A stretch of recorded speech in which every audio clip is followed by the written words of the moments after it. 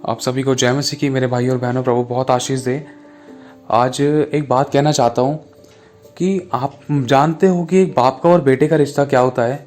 अगर आपके पास टाइम है तो थोड़ा सा इस वीडियो को सुनने की ज़रूर कोशिश करना, क्योंकि हम फालतू के जोक्स को, फालतू की वीडियोस को बहुत समय देते हैं, बहुत समय दिया भी है। अगर नहीं देते तो बहुत अच्छी बात है, लेकिन इस वीडियो को सुनना, परमेश्वर का आत्मा आज आपसे बात करेगा। ज़्यादा समय न लेते हुए बस एक बात कहना चाहूँगा। वचन कहता है, परमेश्वर ने कहा है कि आओ हम आपस में वाद विवाद करें। प्रभु बात करना चाहता है।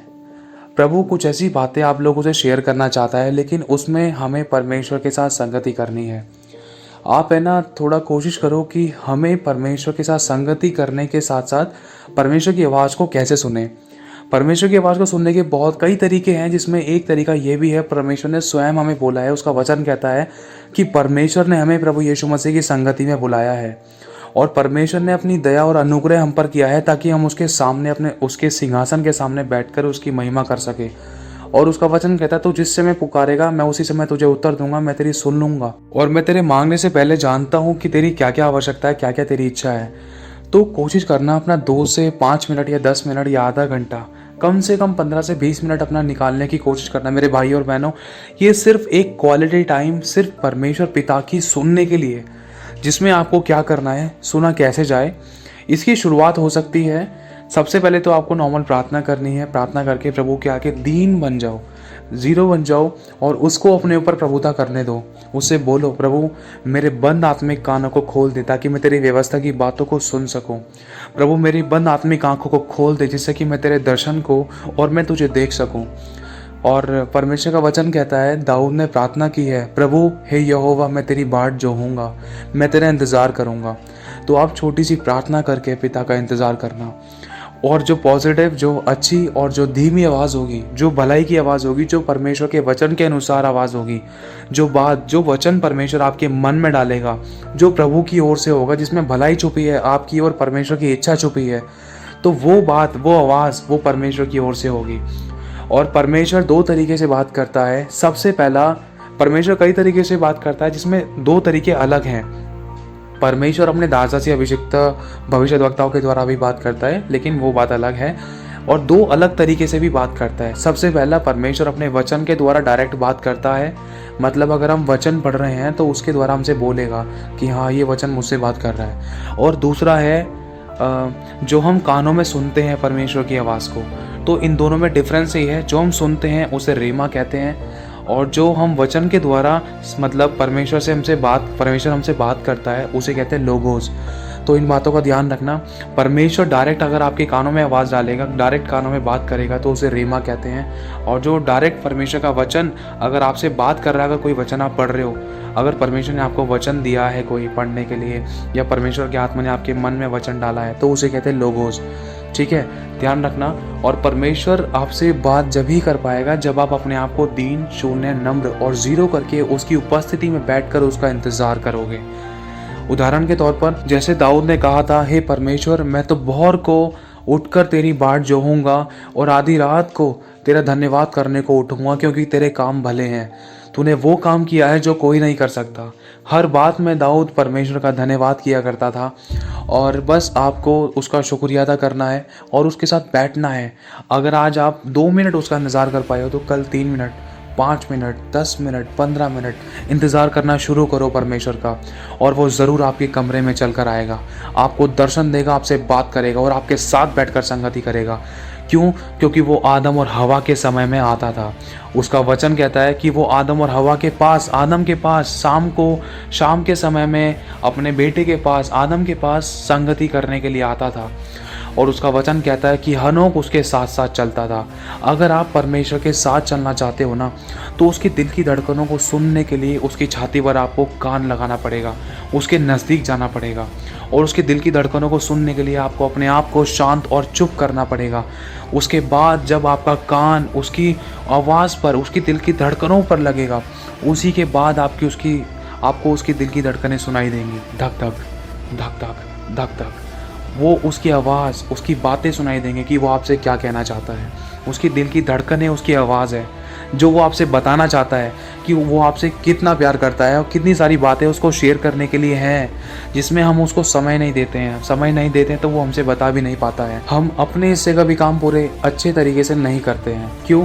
क्योंकि हम सिर्फ प्रार्थना करके हट जाते हैं। हम समझते हैं कि हमारा कोटा पूरा हो गया, हमने सिर्फ प्रार्थना करनी थी, आराधना करनी थी, वचन पढ़ना था, दूसरों के लिए प्रार्थना करनी थी, अपनी समस्या के लिए प्रार्थना करनी थी, बात खत्म। और धन्यवाद करना है, आराधना प्रार्थना करके, उसको शुक्रिया अदा करके, उसकी महिमा करके, 2-4 गीत गा के बस इतना हो गया। नहीं, ये तो एक तरीका है उसके साथ संगति करने का, लेकिन उसकी संगति में उसकी सुनने का तरीका अलग है और कुछ है। अब उदाहरण के तौर पर जैसे आप किसी भाई से किसी बहन से बात कर रहे हो तो उसमें अगर आप कुछ बोल रहे हो तो सामने वाला सुन रहा है। अगर आपको उसकी सुननी है तो उसके लिए आपको चुप होना पड़ेगा। तो इसी तरीके से लिखा है, ये बात सच है कि हनोक परमेश्वर के साथ साथ चलता था, और यीशु मसीह का एक चेला जो यीशु की छाती पर सर रख कर सोता था, वो यीशु की सारी दिल की बातों को जानता था। उसका नाम यूहन्ना है। और जो यीशु के साथ साथ चलना चाहता है तो वो उसकी छाती पर सर रखेगा। छाती पर सर रखने का मतलब परमेश्वर की आत्मा ने इस वचन से सिखाया, इस बात से सिखाया, इस प्रकाशन से ये सिखाया कि छाती पर सर रखने के लिए हमें पहले यीशु के करीब आना होगा। यीशु ने कहा है, उसका वचन कहता है, पहले तुम परमेश्वर के निकट आओ तो वो भी तुम्हारे निकट आएगा। निकट आना ज़रूरी है। निकट आने के बाद हमें उससे बातचीत करनी है। बातचीत करने के बाद फिर हमें उसकी छाती पर सर रखना है। उसकी महिमा करते हुए जब हम पूरा काम अपना क्लियर कर लेते हैं, फिर हमें उसकी सुनने के लिए उसकी छाती पर सर रखना है। मतलब उसके छाती पर अपना तकिया करना है, बिल्कुल अपने आप को दीन करके उसके आगे झुकना है। सर रखने का मतलब है अपने आप को दीन, नम्र और शून्य कर लेना, बस अपने आप को सरेंडर कर देना। प्रभु अब तो तू मुझ पर प्रभुता कर। सर रखना है। सर रखने के बाद अपने आप को बिल्कुल शांत करना है। कोई प्रार्थना नहीं करनी उस समय। उस समय बस यही सोचना है कि पिता तू बोल और मैं सुनूं। क्योंकि लिखा है कि परमेश्वर ने शमूएल को आवाज़ दी, शमूएल, हे शमूएल। परमेश्वर ने कई बार आवाज़ दी शमूएल को। और जब शमूएल को वहाँ के याजक ने बताया कि शमूएल, अगर तुझे दोबारा आवाज़ आए ना तो यही बोलना, हाँ पिता तेरा दास सुनता है, तू बोल। तो बस इतना कहना चाहता हूँ मेरे भाई और बहनों, परमेश्वर आपके साथ वो मजबूत और ऐसा सामर्थ्य रिश्ता चाहता है जिसमें वो आपके पास आए, आपसे बात करे, आपसे अपनी दिल की बातें शेयर करे, आपके कमरे में आए, आपको हाथ पकड़ के चलाए, आपको हर बातों में आपको अपनी अगुवाई दे। बहुत से प्रभु के लोगों के साथ, प्रभु के दासों के साथ ऐसी परिस्थितियां हुई हैं कि यीशु मसीह उनके कमरे में चलकर आए हैं, उनसे बातचीत की है और उनसे बोला है। यीशु मसीह ने उनके साथ बैठकर प्रार्थनाएं की हैं और यीशु मसीह ने अपनी दिल की बातों को शेयर किया है, होने वाली बातों को प्रकट किया है। और यीशु मसीह ने अपने हाथों से अपने दासों के ऊपर हाथ रखकर आशीष दी है और ब्लेस किया है। और बहुतों को तो अभिषिक्त बना, मतलब अभिषेक किया है, तेल से अभिषेक किया है, गाढ़े तेल से अभिषेक किया है। और बहुत कुछ ऐसी परिस्थितियां हुई हैं जिसमें प्रभु यीशु मसीह के लोगों ने परमेश्वर के अभिषिक्त को, दासों को, मतलब पुराने भविष्यद्वक्ताओं को, जैसे मूसा हो गए और यशाया नबी हो गए और जॉन द डिवाइन, जिनके द्वारा प्रकाशित वाक्य लिखा गया है, और भी कई भविष्यद्वक्ताओं को परमेश्वर के लोगों ने, जिनके साथ अच्छा रिश्ता बना है प्रभु यीशु मसीह का, उन्होंने प्रभु के लोगों को, पुराने जिनके बारे में हम वचन पढ़ते हैं, जिनके बारे में पवित्र बाइबल लिखी गई है, उन लोगों तक को देखा है, आत्मा में देखा है, उनसे मुलाकात की है, उनसे बातचीत की है। तो मेरे भाई और बहनों, यही बताना चाहता हूँ, एक डीप इंटीमेसी मतलब परमेश्वर की ऐसी गहराई में चले जाओ जिसमें वो आपको बाइबल के अंदर ले जाकर सिखाए। जो भी आपको जानना है, जो भी आपको सीखना है, बस वहाँ तक अटके मत रहना। प्रभु अगर आपको स्वर्ग दिखाए तो स्वर्ग से आगे बढ़ना। प्रभु मुझे और देखना है, प्रभु मुझे तेरे सिंहासन देखना है। अगर आपको सिंहासन दिखाए तो उसकी गहराई को जानना। प्रभु मुझे तेरी इच्छा जाननी है। प्रभु तू आगे क्या करने वाला है। प्रभु तेरी महिमा देखनी है। प्रभु तेरे दूतों को देखना है। प्रभु तू मेरे जीवन में क्या इच्छा रखता है, मुझे क्या करना है, तू मुझे अपनी महिमा के लिए इस्तेमाल कर। और तुझे मेरे अंदर ऐसा क्या दिखाई देता है और तू मुझे किस तरीके से इस्तेमाल करना चाहता है, मुझे प्रकट कर। बातचीत करो प्रभु से जैसे आप चाहो, प्रभु की इच्छा के अनुसार हो, है ना। तो इसमें सबसे पहले आपको अपने आप को चुप रखना पड़ेगा, प्रभु की संगति में आना पड़ेगा, संगति करनी पड़ेगी प्रभु की उपस्थिति में। प्रभु को मतलब उनकी इज्जत के साथ उनके आगे दीन, नम्र और शून्य होकर प्रभु के सामने बैठना है। और उनकी छाती पर सर रखने का मतलब है, मतलब इस बात को ये सिर्फ इमेजिनेशन करना है, प्रभु मैं तेरे आगे बैठा हूँ, मैं तेरे आगे बैठी हूँ और बस अब मैं चुप हूँ, अब सिर्फ तू बोल और मैं सुनूँ। तो यही तो हुआ था। अगर हम प्रभु की वाणी को नहीं सुन पाएंगे तो हम आगे मार्गदर्शन कैसे पा सकेंगे? हमें प्रभु की सुनने के लिए हमें खुद चुप होना होगा। ये सिर्फ क्वालिटी सेपरेट टाइम है, इसमें किसी के लिए प्रार्थना करने की कोई वो नहीं है, ज़रूरत नहीं है। इसमें सिर्फ आप अपना रिश्ता पिता के साथ अच्छा करो, जिसमें कि पिता की बातों को, पिता की योजनाओं को आप जान पाओ, समझ पाओ कि उसने आपको धरती पर किस लिए भेजा है और वो आपसे कितना प्यार करता है और वो आपको क्या बताना चाहता है और किसके जीवन में क्या समस्या, क्या घटना थी और किसको किस तरीके से छुटकारा मिल सकता है। और आपको क्या पता परमेश्वर अपनी गहराई में इस तरीके से लेकर जाए जैसे किसी को ना लेकर गया हो। परमेश्वर एलिया को जिंदा उठाकर लेकर गया था। अब ये मत सोचना कि ये तो पुराने समय की बात थी। लिखा है जो काम परमेश्वर पहले करता था ना, वो आज भी करने की सामर्थ्य रखता है। परमेश्वर आज, कल और अनंत काल तक एक सा रहने वाला परमेश्वर है, वो नहीं बदल सकता। ये हमारे ऊपर डिपेंड करता है। परमेश्वर एलिया के समय में आया था, परमेश्वर हनोक को ले गया था, एलिया को ले गया था, प्रभु यीशु मसीह को जिंदा उठा लिया था। और आज भी कितनी सारी ऐसी गवाहियां सुनने के लिए मिली हैं जिसमें परमेश्वर के अभिषिक्तों ने परमेश्वर के स्वर्ग में प्रवेश किया है। और कई परमेश्वर के अभिषिक्तों को तो प्रभु ने नरक भी दिखाया है, स्वर्ग में अपनी महिमा भी दिखाई है। पौलुस तक को देखा है, परमेश्वर के चेलों को देखा है, 24 सिंहासनों को देखा है, परमेश्वर की महिमा को देखा है और भी बहुत सारी बातें। कोई नहीं जानता था ये सब चीज़ें, लेकिन जिन्होंने प्रभु के साथ संगति करी है वैसे परमेश्वर उनको और अपनी गहराइयाँ बताता गया। अभी जानने के लिए बहुत कुछ है हमें प्रभु में, तो बस जितना हो सके उतना डीप इंटीमेसी में प्रभु की गहराई में अपने आप को तीनों नम्र शून्य करके उसकी बाट जोड़ना है आपको। जैसे हनोक के पास परमेश्वर संगति करने आता था, जैसे आदम के पास परमेश्वर संगति करने आता था। अपना जीवन यीशु मसीह के जैसा बना लो, किसी के जैसा नहीं, सिर्फ यीशु के जैसा। अगर यीशु के जैसा बनना की इच्छा रखोगे ना, तो यीशु के जैसा इसलिए बोला क्योंकि यीशु ही परफेक्ट है। बाकी मनुष्य में कहीं ना कहीं किसी प्रकार की कोई ना कोई 99.9% अगर ठीक है ना, तो 0.1% तो कमी है, और हमारे यीशु में 0.1% भी कमी नहीं है। इसीलिए यीशु के जैसा बनने की इच्छा रखो और उसी का धन्यवाद करो। और अगर आप यीशु के जैसा जीवन चाहोगे तो परमेश्वर सच में आपके पास आएगा और आपको उसके जैसा करना भी है, उसके जैसे गुणों को प्रकट करना भी है। अगर आप सिर्फ मुंह से बोल रहे हो कि मुझे यीशु के जैसा बनना है, लेकिन यीशु के जैसे काम नहीं कर रहे हो, दीनता, नम्रता, प्रेम भावनाएं, माफ़ी वाली बातें अगर आप नहीं दिखा रहे तो यीशु के जैसे हम लोग नहीं बन सकते हैं। अगर हमें प्रभु की गहराई में जाना है तो दीनों नम्र होना पड़ेगा, क्योंकि जो लोग परमेश्वर के आगे दीनों नम्र हुए हैं उनको परमेश्वर ने अपने गुणों, उनको परमेश्वर ने अपने प्रकाशनों को दिया है। परमेश्वर ने डायरेक्ट एनकाउंटर किया है उन लोगों के साथ, डायरेक्ट खुदा उनको दिखा है, उनसे बातचीत की है। जैसे मूसा के बारे में गवाही दी जाती है, अगर आप चाहो तो निर्गमन में स्टार्टिंग में पढ़ सकते हो। लिखा है यहोवा ने मूसा से कहा, यहोवा ने मूसा से कहा। कई सारे अध्याय हैं जिनमें अध्याय की शुरुआत होने से पहले यही लिखा रहता है, यहोवा ने मूसा से कहा, यहोवा ने मूसा से कहा, यहोवा ने मूसा से कहा। अगर आप चाहते हो कि वो सर्वशक्तिमान परमेश्वर के साथ आपका मजबूत और एक अच्छा और बाप बेटे का जैसा प्यारा रिश्ता और पवित्र रिश्ता होता है ऐसा बने, तो सच में आप बना सकते हो, आप कर सकते हो। क्योंकि लिखा है जो मनुष्य से नहीं हो सकता वो परमेश्वर से हो सकता है। अगर आप इस चीज़ के अंदर निर्बल हो ना, तो उसका वचन कहता है कि तेरी निर्बलता में मेरी सामर्थ्य सिद्ध होगी। तो अपने आप को मेरे लिए दे, मैं तेरे द्वारा बहुत बड़े बड़े काम करने के लिए तैयार हूँ। मैं तुझ पर अपनी आत्मा को प्रकट करूंगा, मैं अपने गुणों को प्रकट करूंगा, मैं तेरे ऊपर अपना आत्मा उड़ेल दूंगा। क्योंकि लिखा है अंत के दिनों में यहोवा अपना आत्मा हर एक जन पर उड़ेलेगा। जवान दर्शन देखेंगे, पूर्णिया स्वप्न देखेंगे और बेटा बेटी भविष्यवाणियां करेंगे, और वो अपने दास दासियों पर भी अपना आत्मा उड़ेलेगा।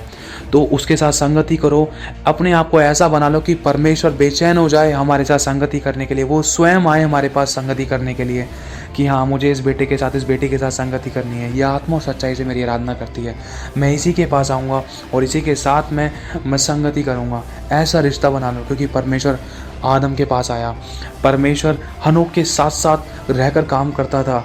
हनोक को परमेश्वर ने अगुवाई दी है और लिखा है हनोक परमेश्वर के साथ साथ चलता था। जैसा परमेश्वर कहता था ना उठ तो उठ, परमेश्वर कहता था ना बैठ तो बैठ, परमेश्वर कहता था ना चल तो चल, परमेश्वर कहता है ना कि ये काम ऐसे नहीं तो ऐसे नहीं करना। जिस बात से परमेश्वर नफरत करता है ना, उस बात से हमें भी नफरत करनी है। परमेश्वर किस बात से नफरत करता है?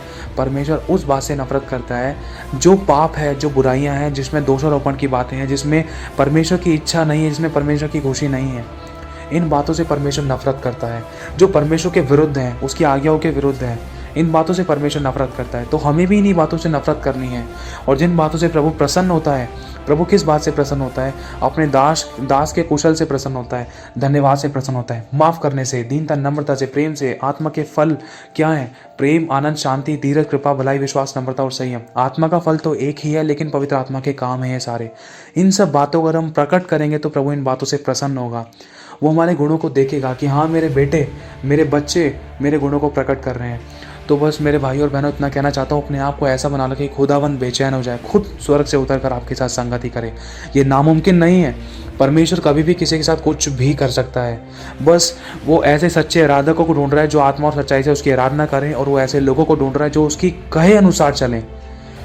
ये नहीं कि मतलब प्रभु ये काम ऐसे नहीं ऐसे हो जाए, प्रभु ऐसे कर दो, प्रभु वैसे कर दो, पिता ये काम ऐसे नहीं ऐसे कर दो, प्रभु मुझे यहाँ जाना है, इस काम को ऐसे नहीं कर सकते आप, प्रभु वैसे नहीं कर सकते, प्रभु ऐसे कर दो ना। कई बार है ना, हम प्रभु को मतलब अनपढ़ गवार समझने की कोशिश करते हैं कि इसको कुछ नहीं आता, हम उनसे ज़्यादा बुद्धिमान हैं कि भाई हम बता देंगे प्रभु को ये काम ऐसे करना, प्रभु वो काम ऐसे हो जाएगा, वो काम ऐसे हो जाएगा। नहीं, सबसे बड़ी हमारी ये मूर्खता है कि हम प्रभु को कमांड करते हैं, प्रभु को बोलते हैं कि ये काम प्रभु ऐसे कर दे, वैसे कर दे। नहीं, प्रभु के सामने अगर दीन बनोगे, अगर मूर्ख बनोगे ना, तभी वो अपनी सामर्थ को ऐसे प्रकट करेगा। लिखा है उसने जगत के निर्बल को चुना है ताकि बलवानों को शर्मिंदा करें।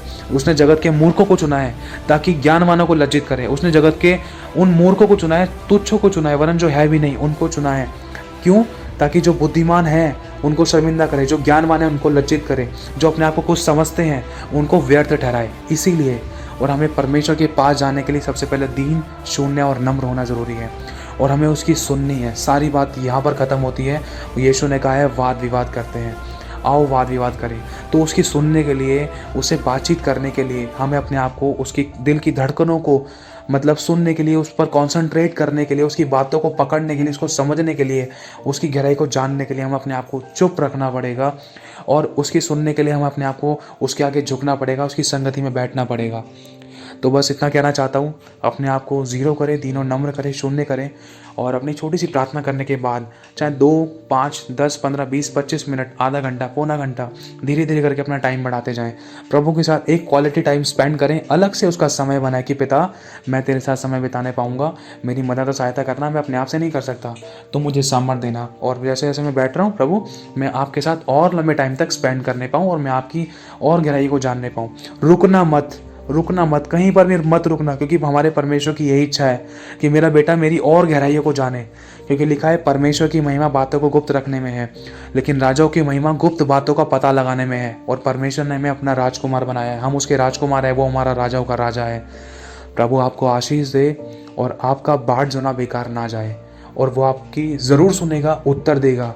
बस धीरज धरना, उसकी बाट जोते रहना, वो आंसर ज़रूर देगा। और आपका समय, आपका परिश्रम जो प्रभु में किया गया बिल्कुल भी व्यर्थ नहीं है। और इस बात का हमारे पास सच्चा और एक पक्का उदाहरण है।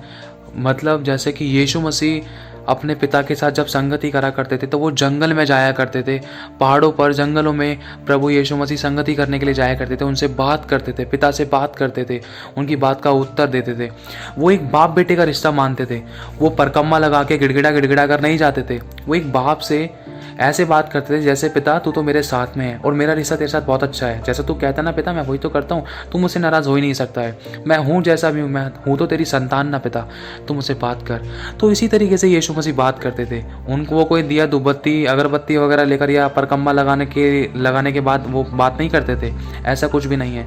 एक बाप बेटे का रिश्ता ऐसा ही होता है जिसमें अब उदाहरण के तौर पर अगर आपको आपके पिता से कुछ भी चाहिए तो आप परकम्मा थोड़ी ना लगाओगे, या आप रो कर थोड़ी ना बोलोगे पापा पहले मैं रो रो के फिर पापा मुझे पैसे चाहिए, पापा मुझे खिलौना चाहिए, पापा मुझे ये बर्तन चाहिए, पापा मुझे गाड़ी चाहिए। नहीं ना, आप डायरेक्टली अपने पिता से मांगोगे, उनसे बात करोगे, और आपको पिता आपका कब देगा, जब आपका चाल चलन सही होगा, जब आपका रिश्ता आपके पिता के साथ अच्छा होगा ना, जब आप अपने पिता को प्रूफ करके दिखाओगे हाँ पिता मैंने तेरा सर ऊंचा किया है, मैंने तेरी बात का पालन किया, मैंने बुराई से बैर किया है और मैंने वही काम किया है जो तेरी दृष्टि में भला है, जिससे तेरी भलाई उत्पन्न हुई, जिससे तेरे गुण प्रकट हुए हैं, तो पिता जरूर देगा आपको।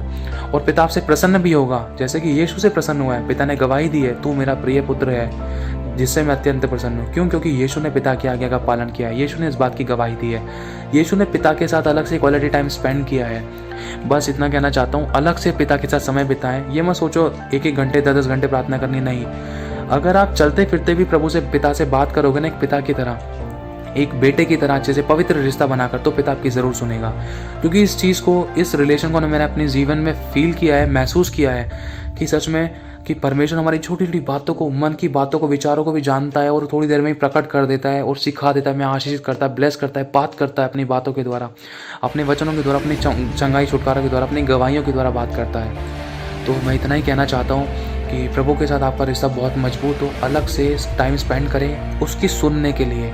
उसमें कोई प्रेयर रिक्वेस्ट ना डालें, अपने आप को दीन सुने, नम्र करके, पश्चाताप करके और अपने आप को पवित्र आत्मा के हाथों में सौंप कर और उसे प्रार्थना करें, प्रभु मैं तुझे सुनना चाहता हूँ, देखना चाहता हूँ, तुझे समझना चाहता हूँ, तेरे अनुसार चलना चाहता हूँ, तुझे प्रसन्न करते हुए जीना चाहता हूँ, जिस कार्य के लिए तूने चुना वो कार्य मैं करना चाहता हूँ। और प्रभु तेरा विश्वास जो तूने मुझ पर रखा है, जो तेरा भरोसा मुझ पर है, उसको मैं कभी तोड़ना नहीं चाहता, वरन मैं प्रभु तेरे भरोसे, तेरे विश्वास में, तेरी सच्चाई, खराई, पवित्रता में और मजबूती से बढ़ना चाहता हूँ। प्रभु कभी तू मुझे देखे तो तेरे आंखों से आंसू ना आए, कभी मैं तेरा दिल को निराश, तेरे मन को निराश और उदास ना करूँ, तेरी आंखों में मेरे कारण आंसू ना आए। मैं तुझसे बातचीत करना चाहता हूँ, मुझे बता अपनी विधियाँ सिखा, अपनी गति मुझे समझा, मुझे अपने अनुसार चला, मैं तेरे साथ साथ चलना चाहता हूँ। मैं अपने आप से कुछ नहीं कर सकता, वरन जो मुझ में सामर्थ्य देता है मैं इसमें सब कुछ कर सकता हूँ। पिता मैं तो बिगेस्ट फेलियर हूँ, I am biggest failure Lord, please help me. मैं कुछ नहीं कर सकता, मैं सरेंडर करता हूँ। उसे बात करना, इस तरीके से अपने आप को ज़ीरो करना, फिर वो आपसे बोलने के लिए तैयार है, हमें बस सुनने के लिए तैयार होना है। हम उसकी दिल की धड़कनों को जब ही सुन पाएंगे जब हम उसकी गौर से सुनने के लिए ना अपने कान को उसके छाती पर रखेंगे, मतलब उसके नज़दीक आएंगे और अपने होठों पर बिल्कुल चुप्पी लगाएंगे, कॉन्सेंट्रेट अपने विचार बिल्कुल प्रभु की ओर लगाएंगे, एक इमेजिनेशन करेंगे कि प्रभु तो हमारे सामने बैठा है और तो हमसे बोल रहा है और बतला रहा है और बातचीत कर रहा है, तो कहना चाह रहा है, तो हमें देखकर मुस्कुरा रहा है, तो हमसे खुश है। ठीक है, प्रभु आशीष दे आपको। जय मसीह की।